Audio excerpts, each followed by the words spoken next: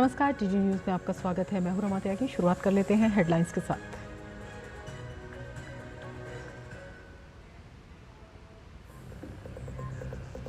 प्रधानमंत्री ने वायनाड आपदा के पीड़ितों से मिलकर बंधाया ढांढस। अस्पताल पहुंचकर घायलों से भी की मुलाकात। पीड़ितों को मुश्किल घड़ी में साथ खड़े रहने का दिया भरोसा। आपदा स्थल पर जमीनी हकीकत का लिया जायजा। समीक्षा बैठक कर ली जानकारी।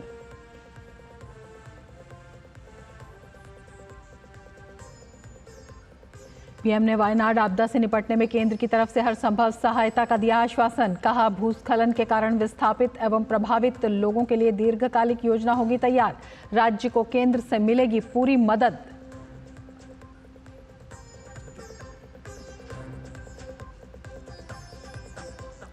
प्रधानमंत्री ने ओलंपिक में कांस्य विजेता अमन सहरावत को फोन कर दी शाबाशी। शानदार प्रदर्शन पर दी बधाई। पुरुषों की 57 किलोग्राम भार वर्ग कुश्ती में अमन सहरावत ने भारत को दिलाया है ब्रॉन्ज।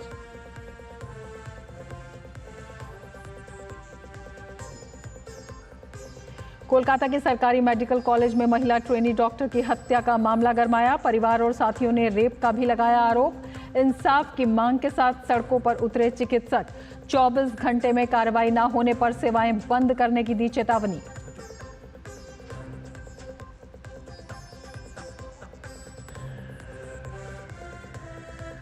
राष्ट्रपति द्रौपदी मुर्मू की तिमोर लेस्ते के राष्ट्रपति और प्रधानमंत्री के साथ बैठकें। भारत और तिमोर लेस्ते के बीच कई अहम समझौते। राष्ट्रपति ने भारतीय समुदाय को किया संबोधित।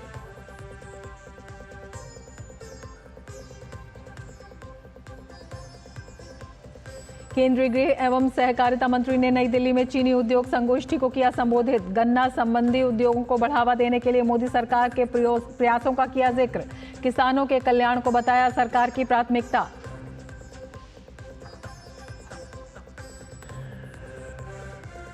बांग्लादेश में हिंदू अल्पसंख्यकों की सुरक्षा को लेकर बढ़ी चिंता। मामले पर चुप्पी को लेकर भाजपा ने विपक्ष पर साधा निशाना। वहीं बांग्लादेश में नहीं थम रही अस्थिरता। छात्रों के विरोध के बाद देश के मुख्य न्यायाधीश ने पद छोड़ा।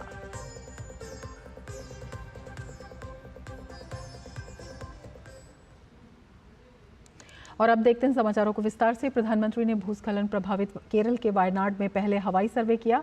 उसके बाद रिलीफ कैंप अस्पताल पहुंचकर लोगों से मुलाकात की और उनके दुख दर्द को साझा किया। केरल के राज्यपाल और मुख्यमंत्री के साथ उन्होंने एक समीक्षा बैठक कर आश्वस्त किया कि पुनर्वास के काम में कोई कमी आड़े नहीं आएगी। केरल के वायनाड में मुंडक्कई और चूरलमाला अट्टामाला का दौरा कर प्रधानमंत्री ने उस ना भुला देने वाली आपदा की जानकारी ली। इस इलाके ने 30 जुलाई की सुबह सुबह विनाशकारी भूस्खलन देखा।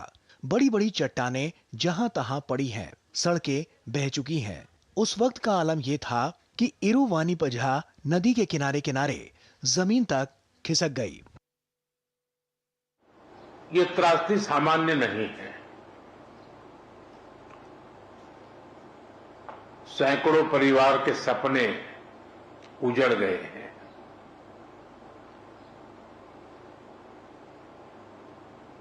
और प्रकृति ने अपना जो रौद्र रूप दिखाया,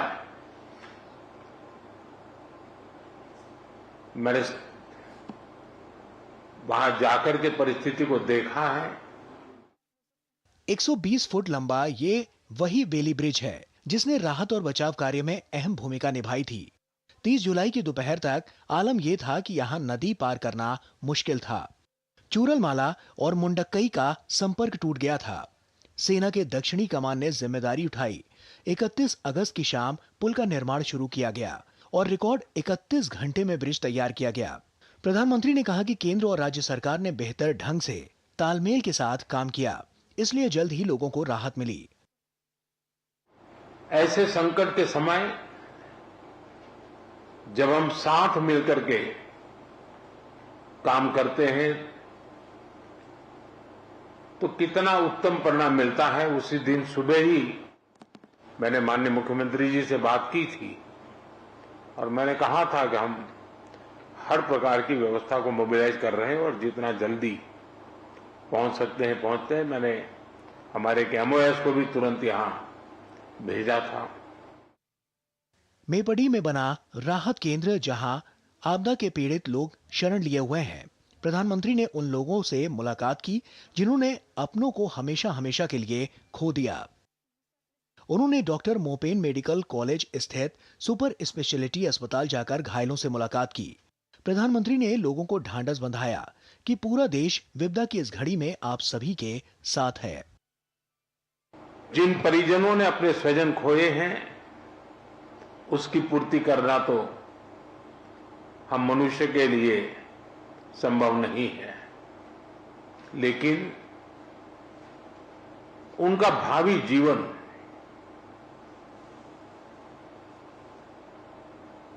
उनके सपने चूर चूर न हो जाए, ये हम सबका सामूहिक दायित्व है। और भारत सरकार और देश इस संकट की घड़ी में यहां के पीड़ितों के साथ हैं। प्रधानमंत्री ने समीक्षा बैठक के बाद कहा कि जिन्होंने अपने परिजनों को इस आपदा में खोया है, उसकी भरपाई करना नामुमकिन है, लेकिन उन्होंने स्पष्ट तौर पर भरोसा दिलाया कि राज्य सरकार जब भी डिटेल के साथ रिपोर्ट तैयार कर लेगी, उसे लेकर केंद्र कोताही नहीं बरतेगी और धन का अभाव लोगों के सपनों और पुनर्वास के आड़े नहीं आएगा। वायनाड से उर्मिलेश और निशांत के साथ bureau report, DD news. Bharat के विदेश मंत्री डॉक्टर एस जयशंकर 3 दिवसीय मालदीव दौरे पर हैं। शनिवार को डॉक्टर एस जयशंकर ने मालदीव के राष्ट्रपति मोहम्मद मोइजू से मुलाकात की। मुलाकात के दौरान उन्होंने दोनों देशों के संबंधों को मजबूत करने के लिए भारत की प्रतिबद्धता पर जोर दिया। उन्होंने कहा कि इससे दोनों देशों की जनता को फायदा मिलेगा। मालदीव के राष्ट्रपति मोहम्मद मोइजू ने कहा कि भारत हमेशा से ही सबसे करीबी सहयोगी और अमूल्य साझेदार रहा है। इसके साथ ही मालदीव के राष्ट्रपति मोहम्मद मोइजू ने दोनों देशों के बीच ऐतिहासिक और घनिष्ठ संबंधों को मजबूत करने के लिए अपनी पूर्ण प्रतिबद्धता की पुष्टि की।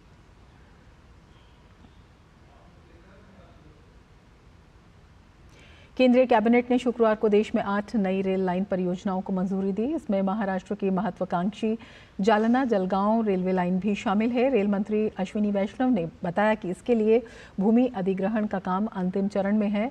इस कॉरिडोर में भारत की सबसे लंबी 23.5 किलोमीटर की कमर्शियल टनल का निर्माण होगा। 4 से 5 साल का टाइम फ्रेम लगेगा। लैंड एक्विजिशन में काफ़ी काम एडवांस में किया है, क्योंकि अब अपने पास पीएम गति शक्ति पोर्टल है, जो प्रधानमंत्री जी ने 3 वर्ष पहले, करीब 4 वर्ष पहले जो बहुत बड़ी चीज़, बहुत बड़ा टेक्नोलॉजिकल एडवांसमेंट लॉन्च किया था। उसके कारण आज अपने को बहुत बेनिफिट है, कई चीज़ें एडवांस में प्लानिंग कर रही है। जो अपना जालना जलगांव प्रोजेक्ट है, इसमें इंडिया की लॉन्गेस्ट ट्रांसपोर्ट टनल भी इसी प्रोजेक्ट में बनेगी। 23.5 किलोमीटर लंबी टनल बनेगी, जो भारत की सबसे लंबी ट्रांसपोर्टेशन टनल होगी। रेल मंत्री ने बताया कि मुंबई लोकल के लिए 20,000 करोड़ रुपए की इन्वेस्टमेंट की जा रही है, जिससे इसकी क्षमता बढ़ाने पर काम किया जा रहा है।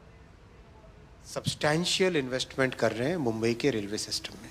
दोनों वेस्टर्न और सेंट्रल को अगर मिलाएं तो करीब 75 लाख लोग डेली सबअर्बन सर्विसेज को यूज़ कर रहे हैं।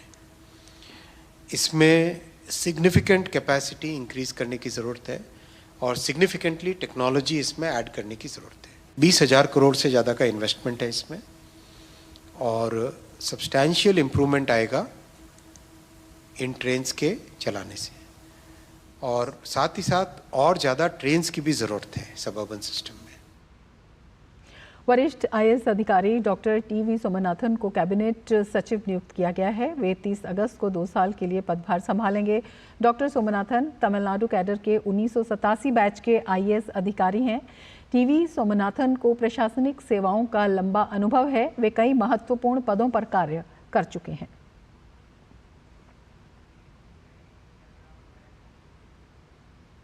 दिल्ली के मुख्यमंत्री अरविंद केजरीवाल के बंगले में अवैध निर्माण के आरोप में 2 इंजीनियर्स को निलंबित कर दिया गया है।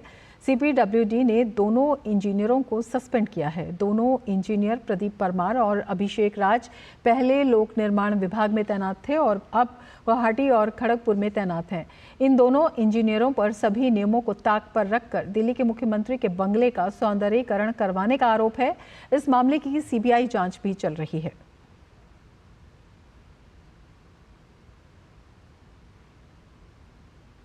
उपराष्ट्रपति जगदीप धनखड़ ने राजस्थान हाई कोर्ट के प्लैटिनम जुबली महोत्सव में शिरकत की। धनखड़ ने न्याय प्रणाली को देश का मजबूत स्तंभ बताते हुए कहा कि न्याय व्यवस्था ने ही भारत के नागरिकों के मौलिक कर्तव्यों को बरकरार रखा हुआ है। धनखड़ ने कहा कि गृह मंत्रालय ने नए कानूनों के एक एक प्रावधान का बारीकी से परीक्षण किया है। तकनीकी बदलाव और हमारी ज़रूरत के कानूनों की दशकों से मांग थी, जिसे सभी पहलुओं का मूल्यांकन करते हुए पूरा किया गया है। ये समूचे देश और जनता के लिए ऐतिहासिक बदलाव है जो उनकी स्वतंत्रता को और ज़्यादा पुख्ता करेगा। भारत के उपराष्ट्रपति जगदीप धनखड़ ने चिंता जताई कि देश में कुछ लोग साजिश के तहत एक नैरेटिव चला रहे हैं कि हमारे पड़ोसी देश में हाल ही में जो घटनाक्रम हुआ है, भारत में भी वैसा घटित होगा। ऐसे लोगों से सावधान रहने की अपील करते हुए उपराष्ट्रपति ने कहा कि ये लोग अपने जीवन में उच्च पदों पर रहे हैं, देश की संसद के सदस्य रहे हैं, मंत्री रहे हैं। ऐसे जिम्मेदार पदों पर रहे लोग ऐसा मिथ्या प्रचार कैसे कर सकते हैं कि पड़ोसी देश जैसा घटनाक्रम भारत में दोहराया जाएगा। उपराष्ट्रपति धनखड़ ने राजस्थान हाई कोर्ट में बिताए अपने दिनों को याद करते हुए कहा कि उन्हें गर्व है ये कोर्ट उन 9 हाई कोर्ट में शामिल है जिन्होंने इंदिरा गांधी द्वारा लगाए आपातकाल के बावजूद निर्णय दिया कि आपातकाल में भी व्यक्ति को बिना वजह गिरफ्तार नहीं किया जा सकता।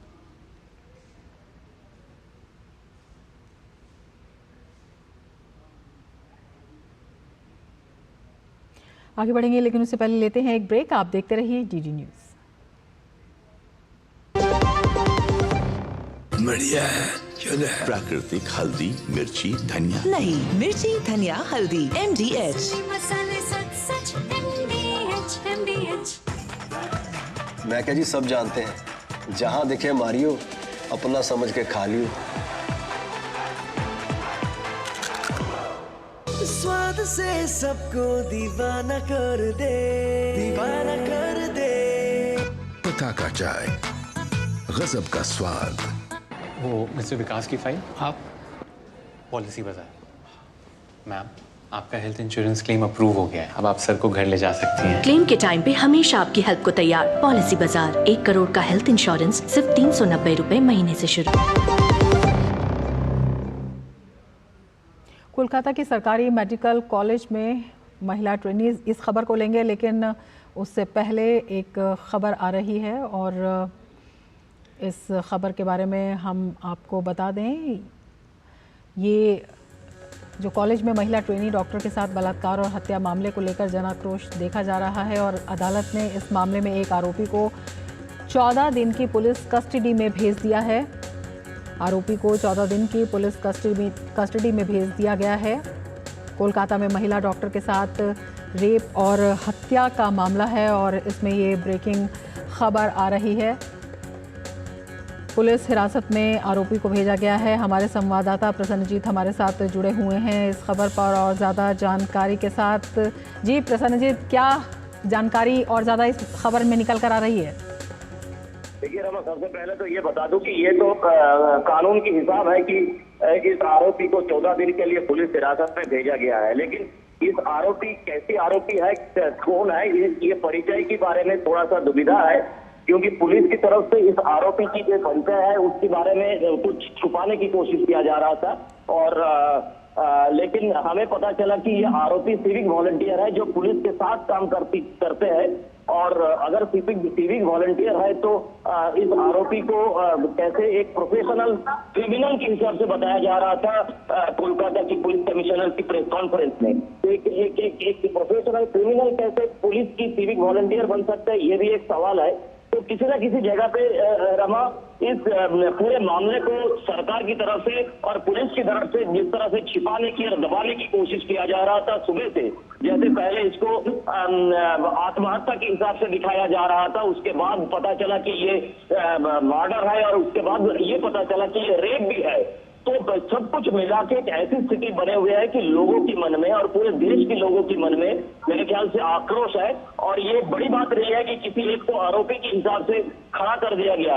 यहाँ पे लोगों का कहना है कि इस तरह से प्रोफेशनल आरोपी होता है पुलिस के पास, जिनको किसी भी केस में उठा के आरोपी के हिसाब से दिखाया जाता है। क्या इस आदमी उस तरह के प्रोफेशनल आरोपी तो नहीं है कि किसी भी केस में ये आरोपी बन जाते हैं? रमा, बिल्कुल, बड़ा गंभीर मामला ये बनता जा रहा है और डॉक्टर्स का भी काफी दबाव इस पर। बिल्कुल, पूरे प्रदेश में अलग अलग जो मेडिकल कॉलेज एंड हॉस्पिटल है, जो जूनियर डॉक्टर्स है, वो फील्ड वर्क में है और ये होना ही चाहिए।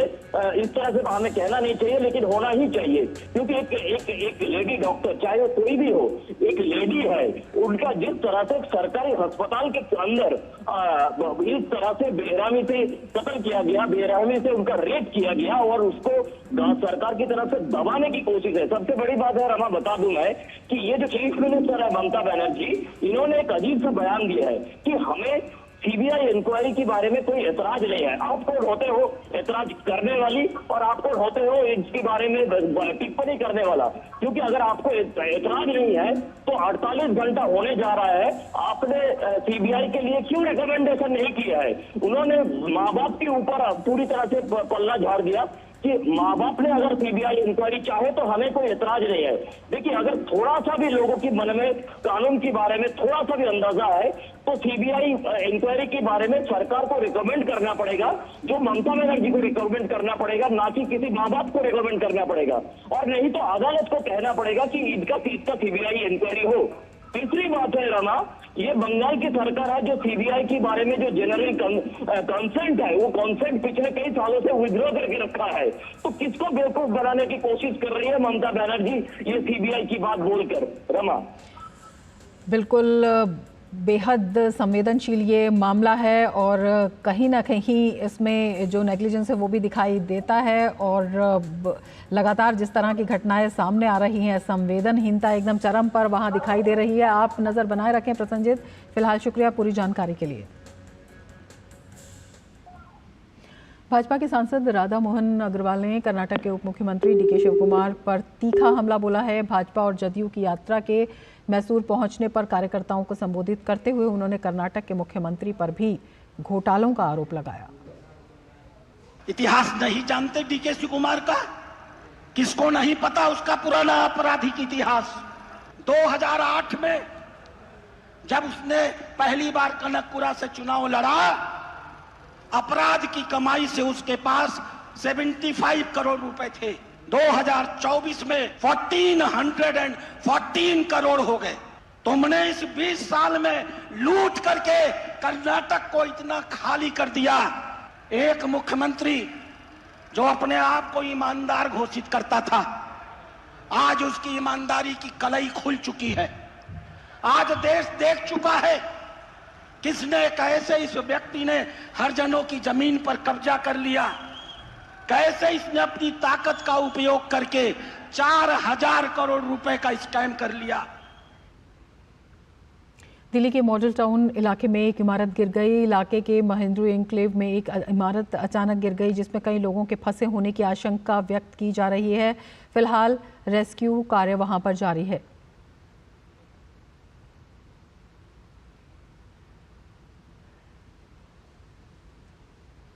उत्तर प्रदेश के मुख्यमंत्री योगी आदित्यनाथ ने अयोध्या के मिल्कीपुर में श्री राम दरबार की मूर्ति की प्राण प्रतिष्ठा की। इसके बाद उन्होंने अपने संबोधन में विपक्ष को आड़े हाथों लेते हुए कहा कि जो राम और कृष्ण को नहीं मानते उनको पहचानना होगा। मुख्यमंत्री योगी आदित्यनाथ ने कहा कि आज दुनिया के किसी कोने में अगर हिंदू प्रताड़ित हो रहा है तो ये लोग कुछ नहीं बोलेंगे, क्योंकि ऐसा करने से उनका वोट बैंक प्रभावित होगा।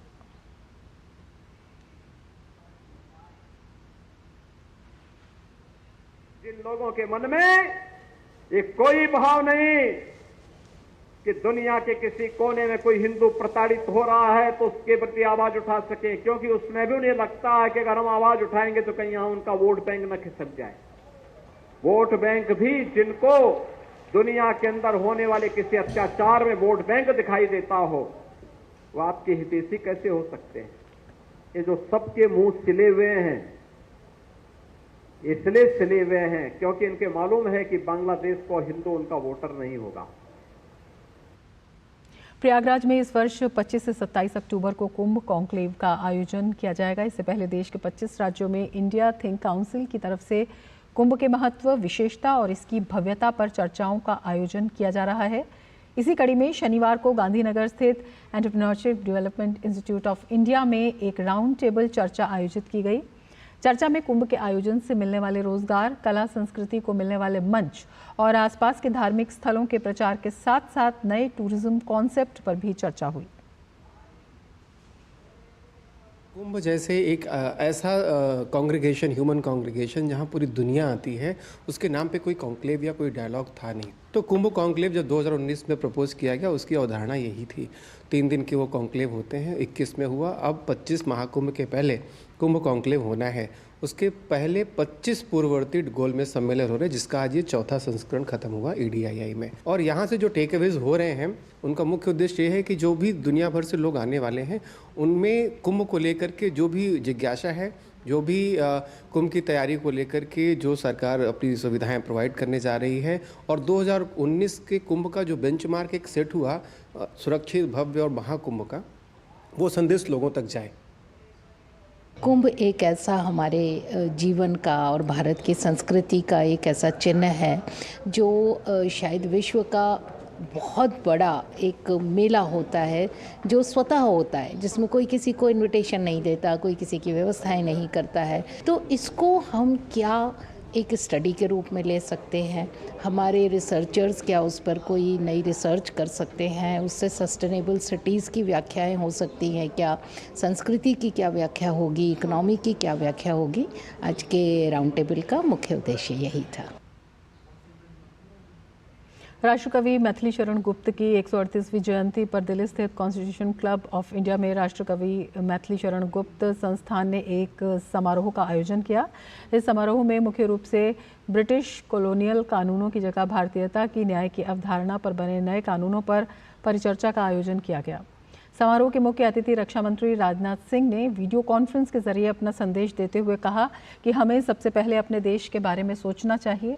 कार्यक्रम की अध्यक्षता इलाहाबाद उच्च न्यायालय के न्यायाधीश न्यायमूर्ति अनीश कुमार गुप्ता ने की।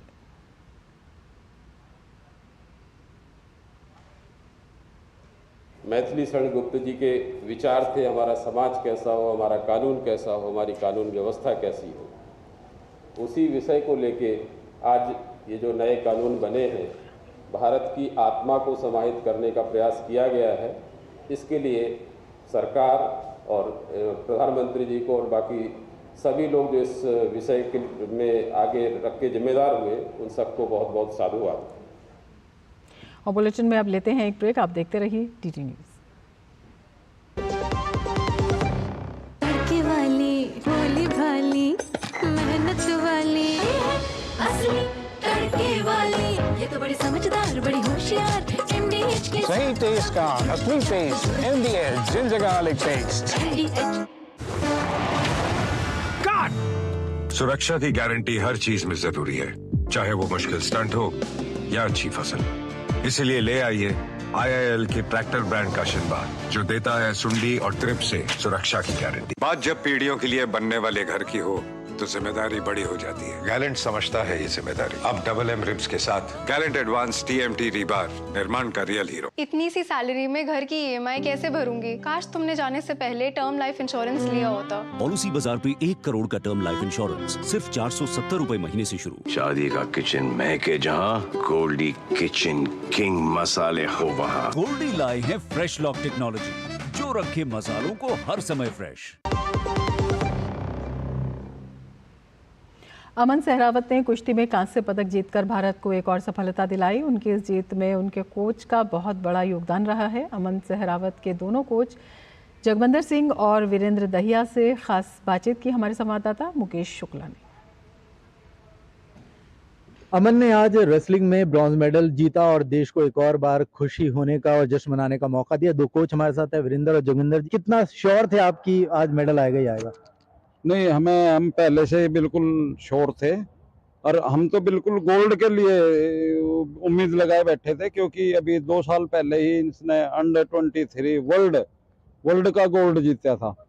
तो अंडर 23 2 साल पहले जो आए हैं वही पहलवान तकरीबन इसमें आते हैं। तो हम गोल्ड के चांस थे, लेकिन वहाँ हमारी बात नहीं बन सकी। मेडल आ गया, हम इसी से बहुत खुश हैं। इसने अपनी क्षमता, जैसे जगमंदर को साहब ने बताया है, 2 साल पहले अंडर 23 का वर्ल्ड चैंपियन बनके इसने प्रूव कर दिया था। सबको उम्मीद थी, सबकी एक भावना थी, जितना भी कॉन्टिजेंट आ रहा था कि अमन का जरूर मेडल आएगा। इससे एक बार अब पहल फिर से शुरू हो गई है, क्योंकि देखिए सुशील ने करके दिखाया, योगेश्वर ने, बजरंग ने, रवि ने। अब ये लग रहा है कि ये अब दौर आगे बढ़ेगा।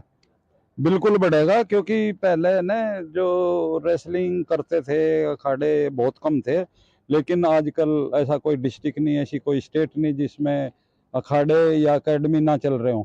तो जो ज़्यादा से ज़्यादा करेंगे, कंपटीशन ज़्यादा बढ़ेगा, तो उसमें से अच्छे पहलवान निकलने के ज़्यादा चांस होते हैं। वीरेंद्र साहब, जिस तरह से खेल पे ग्राउंड लेवल पे काम शुरू हुआ है, खेलो इंडिया आया, नेशनल गेम शुरू हुए, तो कितना फायदा देखते हैं इनका और जो खिलाड़ियों को टॉप्स वगैरह से मदद मिल रही है? इसका सबसे ज्यादा श्रेय भारत सरकार की जो स्पोर्ट्स नीति है और हमारी रेसलिंग फेडरेशन ऑफ इंडिया है, उनका ग्रास रूट प्रोग्राम है, उसका बहुत बड़ा रोल रहा है। स्पोर्ट्स मिनिस्ट्री, साई और रेसलिंग फेडरेशन ऑफ इंडिया का इस मिलजुल के और पहलवानों की मेहनत, कोचेज का त्याग, पेरेंट्स का सहयोग, सबका एक मिला जुला स्वरूप का हम ये रिजल्ट देख रहे हैं। युवा रेसलर बने हैं यहाँ पर अमन, और बड़ी बात है, बड़ी उपलब्धि है, 21 साल की उम्र में इस मुकाम पर पहुंच गए।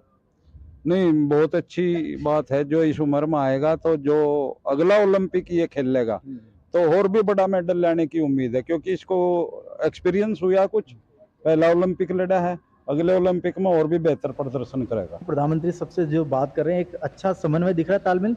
नहीं, बहुत अच्छी बात है ये। बहुत बहुत शुक्रिया। ये दोनों कोच हमारे साथ मौजूद थे जो बता रहे थे कि कितना इंपॉर्टेंट है इनके लिए। चैनल सेंथिल के साथ मैं Mukesh Shukla, DD news Paris. इसके साथ इस बुलेटिन में फिलहाल इतना ही। नमस्कार।